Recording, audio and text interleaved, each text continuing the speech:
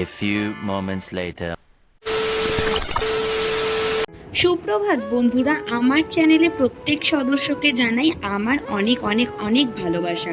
ভিডিওটা আপলোডিং হয়েছে অনেকটা দেরিতে বন্ধুরা, কারণ আমার ফোনটা মাঝখানে এতটাই ডিস্টার্ব করছিল যে আমি সময় মতো ভিডিওটা তোমাদের সাথে শেয়ার করতে পারিনি। আজ রবিবার মানেই হচ্ছে প্রত্যেকটা মানুষের ঘরে বিশাল কাজ। তো আমি আজকে ঘষা মাজা থেকে শুরু করলাম আমার দিনের শুরুটা। এখানে আমি সকাল সকাল উঠে গিয়ে ঘরটাকে কোনো রকম ভাবে অগোছালো করে এসে আগে চলে গেছিলাম রান্নাঘরের কালকের বাসি কিছু বাসনপত্র ছিল, সেগুলোকে মেজে নিয়ে প্রত্যেক দিনের মধ্যে ফ্রিজটা আমি পরিষ্কার করতে চলে গেছিলাম। এবং আমার বাড়িতে তো ডিসপেন্সার নেই বন্ধুরা, তাই আমাকে হাতেই জল ভরতে হয় এবং সেগুলোকে আমি আগেই ভরে রেখে দিয়েছিলাম। এখানে আমি সমস্ত বোতলগুলোকে আগে আমি ফ্রিজের মধ্যে ঢুকিয়ে নেওয়া না নিলে না প্রচুর প্রবলেম হয়। এত যা গরম পড়েছে, একটু ঠান্ডা জল যদি না খাই একবার। এদিকে আমার চা হয়ে গেছিল, সেটা তোমাদের সাথে শেয়ার করতে পারলাম না। সামনের দিকে তাকিয়ে দেখো বাপি ওখানে বসে চা খাচ্ছে, আর আমি কিছু আগের দিনের না একটু ভাত ছিল, আমি মাকে বললাম যে আমি ওটা গরম করে নিই, তাহলে কি কেউ খাবে? মা বললো বাবাকে দিয়ে দে, বাবা খেয়ে নেবে। তাই আমি সমস্ত যা যা টুকিটাকি একটু তরকারি ছিল সেগুলোকেও আমি গরম করে নিচ্ছিলাম, যে যাই হোক সকালবেলার ব্রেকফাস্টটা তাহলে এই দিয়েই হয়ে যাবে। মা আর আমি যাই হোক কিছু একটা খেয়ে নেবো। মা আর আমি কোনোদিনই কিছু বানিয়ে আমাদের সকালবেলা খাওয়া হয় না, যা আগের দিনের থাকে আমরা দুজনে শেয়ার করে তাই খাই। এখানে দুধ কাকু তো দুধ দিয়ে চলে গেছিল, সেই দুধটাকে আমি আগে জাল দিয়ে নিচ্ছিলাম। যা গরম পড়েছে, বেশিক্ষণ যদি বাইরে থাকে দুধটা আমাদের নষ্ট হয়ে যাবে। এদিকে তোমাদের সাথে কথা বলতে বলতে আমার সমস্ত খাবার দাবারও গরম হয়ে গেছে। ও বাবা, পেছন ঘুরে তো দেখে তো আমার আরো মাথা গরম হয়ে গেল। এই কিছুক্ষণ আগে বন্ধুরা আমি এক ট্যাঙ্কি বাসন মেজে গেলাম, আবার দেখো আমার বেসিনটা একদম পুরো ভর্তি হয়ে গেছে বাসনে। বাসন মাজা না সত্যি সারাদিনে আর শেষ হয় না। এদিকে আমার পুরো বাসন মাজাও কমপ্লিট। এবার তো তোমরা বুঝতে পারছো সারাদিনে ঠিক কত বাসন। না এদিক ওদিকে কাজ সেরে নিয়ে নিজের ঘরে চলে গেলাম নিজের ঘরটা পরিষ্কার করতে। এদিকে দেখো তোমাদের সাথে কথা বলতে পারি না এমনটা কিন্তু নয়, ক্যামেরা বন্দি হয়েছে, কিন্তু তোমাদের সবাইকে আমি হাই করলাম। সারাদিনের ব্যস্ততাটা আমার এতটাই ছিল সেই দিন, মানে কি বলবো, একটা মুহূর্তের জন্য নিজেকে দেখার টাইম হয় না। আর কি গল্প করব বলো বন্ধুরা। শুধু ক্যামেরা অন আছে দেখে যে এত কাজের ঘটা দেখাই রোজ এমনটা কিন্তু না। আমি ঘরের সমস্ত জিনিসগুলোকেই প্রায় রোজই ঘষা মাজা করি, এটা একদম সত্যি কথা। হাতে একটা ন্যাকড়া নিই, একটা কাপড়ের টুকরো নিয়ে আমার এই জানলা থেকে শুরু করে আমার এই ওয়ার্ড্রবের দরজা থেকে শুরু করে আমার মেন গেটের দরজা অবধি আমি সমস্তটাই নিজের হাতে পরিষ্কার করি। এই দেখে তো আমার বর আমাকে সবসময়ের জন্য খালি খোঁটা দেয় যে খালি তোমার সারাদিন যে একটা ন্যাকড়া হাতে নিয়ে যে তুমি কি করো আমার মাথায় ঢোকে না। কেন তুমি যে সংসারের এত ফালতু কাজ করো আমি বুঝি না। এবার পুরুষ মানুষকে কি করে বোঝাবো যে একটা জিনিসে যদি একদিন যদি ভালোভাবে পরিষ্কার না হয় সেই জিনিসটা যে কি পরিমাণ ধুলো হয়। আর সত্যি কথা বলতে আমি অল্প ধুলোতেই সমস্ত কিছু পরিষ্কার করে নেওয়ার কারণ হচ্ছে আমার না ডাস্ট অ্যালার্জি রয়েছে। নাকের সামনে যদি আমার কখনো কোনো ধুলো যায় ব্যাস সেদিন আমার একদম মানে কি বলবো, একদম মানে কি বলা যায় এটাকে, আমার কাছে কোনো ভাষা নেই। সেদিনকে আমার ঘাটে যাওয়ার প্রস্তুতি হয়ে যায়, মানে এত হাঁচি হবে যে আমি নাক নিয়ে এদিক ওদিক করতেই পারবো না, ভরপুর সর্দি। এদিকে তোমাদের সাথে কথা বলতে বলতে আমি খাটটা গুছিয়ে নিয়েছি এবং গুছিয়ে নিয়ে বালিশগুলোকে এখন ঠিকঠাক করে রেখে দিই। কারণ কি বলো তো, ঘরে যদি কেউ আসে, কেউ যদি দেখে যে এত অগোছালো ঘর কেমন লাগে বলো।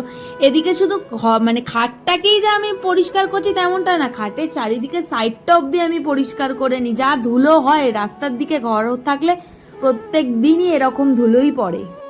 আমার তোমাদের সাথে শেয়ার করা হয়নি, আমার ঘরে কিছু খুদে মাছ আছে। হ্যাঁ বন্ধুরা, যাদেরকে নিয়ে এসেছিল তো তোমাদের দাদাভাই প্রায় আজ থেকে 3 মাস আগে, হ্যাঁ তখন আমি জানতাম যে এই মাছগুলো একদমই বোধহয় বাড়বে না। কিন্তু সত্যি আমি পশু পাখি মাছ এগুলোকে এত পছন্দ করি যে ওরা আমার ভালোবাসা পেয়ে এতটাই বেড়ে গেছে। তোমাদের দাদাভাই আমাকে বলে কি করে বাড়লো, এই মাছের তো বাড়ার কথা না। এবার তুমি বলো আমি কি করে বোঝাই ওরা কি করে বাড়লো। এর মধ্যে কিন্তু একটা ভালো কথা আছে, সেটা হচ্ছে আমি যখনই অ্যাকোরিয়ামটা সামনে যাই না ওরা আমার সামনে চলে আসে, ভাবে হয়তো খেতে দেবে। এই যে বললাম বেশি কাজ দেখাতে যাই, হাত থেকে যে কতবার এই ফুলদানিটা আমার পড়ে যায় তার নেই ঠিক।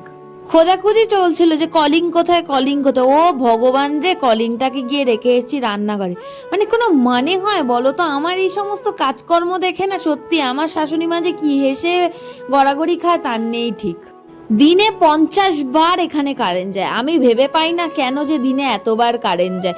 যেই আমি কার্পেটটাকে ঝাড় দিতে গেলাম অমনি ফুরুস কারেন্ট হাওয়া। মানে কোনো মানে হয় না। এদিকে অন্ধের মতো আমি ঘরটাকে, এই ঘাস পাতা আছে দেখে আমার এত অসুবিধা হয়, তাও কি করব বলে, একটা ঝাঁটা হাতে নিয়ে রোজ এই কার্পেটটার ওপর, কার্পেটই তো বলবো, যাই হোক তোমরা ম্যানেজ করে নিও এটা কি হয়, এই ঘাসটার ওপরে আমি রোজই প্রায় ঘষাঘষি করি। ওই যে বললাম বিয়ের পর আমার ঘটা কাজ বেড়েছে, মানে কাজ আর আমার পিছন ছাড়ছে না। এদিকে দরজাটা ঘষতে ঘষতে আমি মাকে বলছি, যাও শিগগিরই যাও নিজের ঘরের জন্য আমাকে একটা চাদর দাও, আমি এক্ষুনি গিয়ে তোমার ঘরে চাদরটা পেতে দেবো। মানে আমি নিজের ঘরেও যখন চাদর পাতি, আমি মায়ের ঘরেও চাদর পেতে দিই। ওই মা সকালবেলা যতই নিজের খাট ফাট ঝেড়ে যাক না কেন, কিন্তু ঝাড় দেওয়ার সময় আমি যদি একটু নিজের হাতে যদি মানে খাটটাকে বিশেষ করে যদি আমি ঝাড় না দিই, ওই যে বলে না খুঁতখুঁতে মহিলা, হ্যাঁ একদমই তাই। আমার মন একদম খুঁতখুঁতে, মনে হয় কি একটা করিনি। তাই আমি আজকে মাকে বললাম তুমি একটা সুন্দর দেখে চাদর দাও। এইদিকে আমার শাশুড়ি মা আমাকে বলছিল, মনা আজকে একটা সাদা কালারের চাদর পাতবি। হায় রে ভগবান, আমি যা নোংরা, দুদিনে ওটাকে নোংরা করে ফেলবো। তাই মাকে বললাম যে চাদরটা আছে আমাকে ওটাই দাও, আমি তোমাকে পেতে দিচ্ছি। বালিশগুলোকে সুন্দর করে পাট করে গুছিয়ে, যেমন নিজের খাটগুলোকে যেমন সুন্দর করে যেমন আমি ঝাড়পোছ করি, মায়ের ঘরের খাটটাকেও আমি ঝাড়পোছ করি। মা বলে দিনে যে এত যে বাড়তি কাজ কেন করতে যাস, তোকে কে যে বলেছে এত কাজ করতে, আমার মাথায় ঢোকে না। কিন্তু আমাকে না কেউ বলে না যে এত কাজ করতে, আমি এগুলো নিজের থেকেই করি। এদিকে এটা হচ্ছে আমার শ্বশুর মশাই রক্ষা কবচ, যে এই টিভি, বাবারে বাবা একদিন যদি টিভির লাইন না থাকে না, আমাকে দুজনকে একদম পাগল করে দেয়। এবং সঙ্গে সঙ্গে তাকে ফোন করতে হবে যে কতক্ষণে আমার টিভির লাইন দেবে। যদি 5 মিনিটও এদিক ওদিক হয়, আমার শ্বশুর মশাই ফোন করায় যে কখন আমাকে এই টিভির লাইনটা দেবে। মানে উনি তো সারাদিন একাই থাকে, এই টিভিটার যদি কিছু হয়ে যায় না, উনি একদম মাথার ঠিক থাকে না ওনার। এইটা হচ্ছে আমাদের বাড়ির অনেক পুরনো একটা ফ্রিজ। এই ফ্রিজটা না তো ঠিক আছে, না চলন আছে, না গতি আছে, না কিচ্ছু, তবু কিন্তু এই ফ্রিজটা এখনো অবধি এই বাড়িতে রয়েছে। তোমরা যদি এই বেকার ডাব্বাটাকে কেউ যদি কিনতে যাও আমাকে অবশ্যই জানিও, আমি সবাইকে এটা ফ্রিতেই দিয়ে দেবো। যাই হোক, এটা কিন্তু বন্ধুরা মজা করছিলাম, এটাকে একদম সিরিয়াস নিও না। এদিকে আমি বাইরে চলে গেছি, এটা আমাদের একদম সদর দরজা। এখানে গিয়ে দরজাটাকে একটুখানি ভালো করে ঘষা মাজা করে নিচ্ছি। জানি সব কিছুই যখন রবিবার পরিষ্কার করি, দরজাটাই বা ফাঁকি যাবে কেন বলো। এদিকে দরজা পরিষ্কার করে আমি চলে গেছি একদম ডাইরেক্ট বেসিন পরিষ্কার করতে। মানে এই বেসিনটা আমি রোজই পরিষ্কার করি, এমনটা না যে শুধু রবিবার করি। এদিকে বেসিনটাকে আমি পরিষ্কার করে একদম একটা চুলো সময় নষ্ট না করে চলে গেছি সিঁড়ি মুছতে। সিঁড়িটা আমি প্রত্যেক সপ্তাহে একবারই মুছি। বর আমার ভিডিও এডিটিং দেখে বলছে, তুমি কি পাগল বলো তো, রোজ তুমি সিঁড়ি মুছো? না না, রোজ কেন সিঁড়ি মুছবো, সপ্তাহে আমি একদিন মুছি। বর বলে কি দরকার আছে? এবার বলো কি দরকার আছে, কি করে বোঝাবো? সারাদিন কি বক বক করবো, পেটকেও তো কিছু দেবো। এদিকে আমি শসা পেঁয়াজ আড্ডা বাড্ডা নিয়ে বসে পড়েছি, এবার আমি মুড়ি চটকে খাবো বলে। মানে মা আমাকে বললো আয় মনে মুড়ি খাই। আমি বললাম ঘরে যা আছে দাও। তাই এখানে শসা পেঁয়াজ টমেটো যা যা ছিল ঘরের কিছু জিনিস দিয়ে মেখে ফেললাম একদম চটাপট একটা মুড়ি। মা কেমন মুড়ি মেখেছি? ভালো ভালো। আজকে সারাদিনে আমি একবারও কথা বলতে পারিনি। মানে সকাল থেকে সত্যি আমার রবিবার দিনটা না, প্রত্যেকটা দিনে ব্যস্ততা থাকে, কিন্তু তার মধ্যে একটা ব্যস্ততার দিন হচ্ছে আমার রবিবার।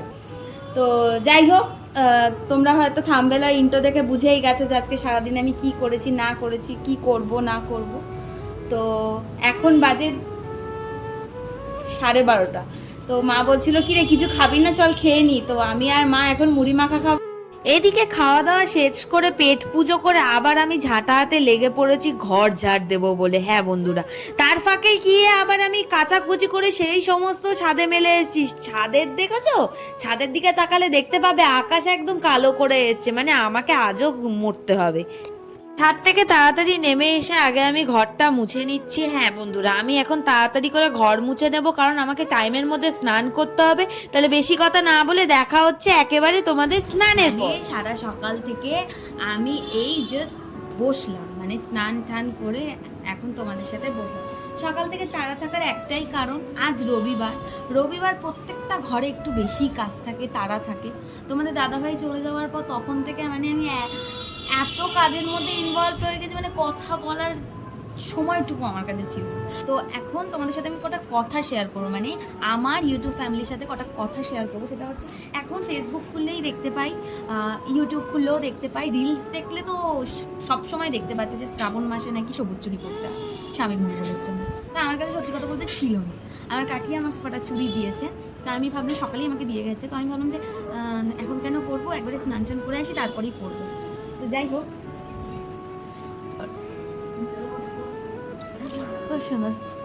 তো যাই হোক, এখনো অবধি তোমার দাদাভাই বাড়িতে আসেনি, এখন আমাদের রান্না পর্যন্ত হয়। আর সব থেকে বড় কথা হচ্ছে তার আসতে এখন অনেক দেরি, মানে আজকে তার 3টে সাড়ে 3টে বেজে যায়, মানে আজকের দিনে তার 3টে সাড়ে 3টে বেজে যায়। তো তোমরা আমাকে কমেন্ট করে প্লিজ জানিও যে আমাকে এই চুড়িটা পরে কেমন লাগছে। জানি বলবে সবাই খারাপ লাগছে, বিশ্রী লাগছে, অধৈর্য, দেখতে ইচ্ছা করছে না, তাও একটু খারাপ কমেন্টই করো না। যাই, এদিকে তোমাদের সাথে কথা বলতে বলতে আমি পৌঁছে নিয়েও বসে পড়েছি, চাও খাচ্ছি, আবার আনাজও খাচ্ছি। আজকে কি রান্না হবে বলো তো? আলু দিয়ে, কুমড়ো দিয়ে, পটল দিয়ে, ছোলা দিয়ে একটা তরকারি। এটা আমার বর খেতে খুব ভালোবাসে। আর করবো রুটি, তখন বললাম না রুটি করব। তো একটু তাড়াহুড়োর মধ্যেই আজকে আছি। এখানে আলুটা আর কুমড়োটা এখন ভাজা হচ্ছে, ভাজা আপাতত আস্তে আস্তে ওটা ভাজা হোক, আমি এদিকে আটাটা চেলে ফেলি। এদিকে আটা চালছি আর ভাবছি কখন আমি রুটি করব, কখন আমি তরকারিটা শেষ করব। তো তোমাদের সাথে কথা বলতে বলতে আটাও চালা হয়ে গেছে, আটা মাখাও হয়ে গেছে, হয়তো একটু পরে দেখবে যে আমি রুটিও করে ফেলেছি। ওয়াও, কি ট্যালেন্টেড আমি। অলমোস্ট আমি ওখানে আটা মেখে ফেলেছি, এখানে সবজিগুলো ভালো করে ভাজা ভাজা হয়ে গেছে। এবার আমি মশলাটা দেবো, এখানে কিছু জাস্ট মশলা আছে, এটা আমি এর সাথে এখন অ্যাড করে দেবো। আমি তো জানতামই না মা এটা আবার ছোলাও দেবে বলে ভিজিয়ে রেখেছিলাম, আমি ভুলে গেছিলাম। আমি এক্ষুনি দিয়ে দিচ্ছি ছোলা। তোমাদের সাথে কথা বলতে বলতে আমার কাজ অনেকটাই এগিয়ে গেছে। বলেছিলাম না আমি অনেক ট্যালেন্টেড। বাস্তবে যদি এরকম কাজগুলো এরকম স্পিডে যদি এগোতো না, তাহলে তো আর কোনো কথাই ছিল না। এদিকে দেখো, আমি কিন্তু একদম গোল গোল রুটি বেলে ফেললাম। হ্যাঁ, যারা ভাবো যে আমি একটাও রুটি বেলতে পারি না, এই ভিডিওটা তাহলে একান্তই তাদের জন্য। আমি রুটি বেলা থেকে সেঁকা অবধি পুরোটাই পারি। তোমরা কি দেখবে আমি রুটি সেঁকতে পারি কিনা? তাহলে এই দেখো, এখানে আমি রুটিগুলোকে আগে ওই চাটুতে একটু সেঁকে নিতে হয়, তারপরে ওই কি বলে এটাকে, নেটটা দিয়ে ওই আগুনের মধ্যে বসাই। রুটিগুলো যে ফোলে না এমনটা নয় বন্ধুরা, আমার হাতে কিন্তু প্রত্যেকটা রুটি একদম গোল গোল যেমন বেলতে পারি, তেমনি কিন্তু ফোলাতেও আমি ভালো পারি। তরকারিটা আমার প্রায় হয়েই এসছে, শেষে আমি একটু চিনি দিয়ে দেবো এতে, যাতে খেতে ভালো লাগে। আর তার সাথে দেবো হচ্ছে একটু হিং। হিং না ছাড়া না কুমড়ো আলুর তরকারি খুব একটা ভালো লাগে না খেতে। এবার দেখো, এখানে এক গাদা বাসন জমা হয়ে গেছে, রান্নাঘর পুরো একদম সর্বনাশ করে দিয়েছে। আগে আমি এগুলো পরিষ্কার করব। ফোনে 1 ফোঁটা চার্জ নেই, তো দেখা হচ্ছে বাইরে বেরিয়ে।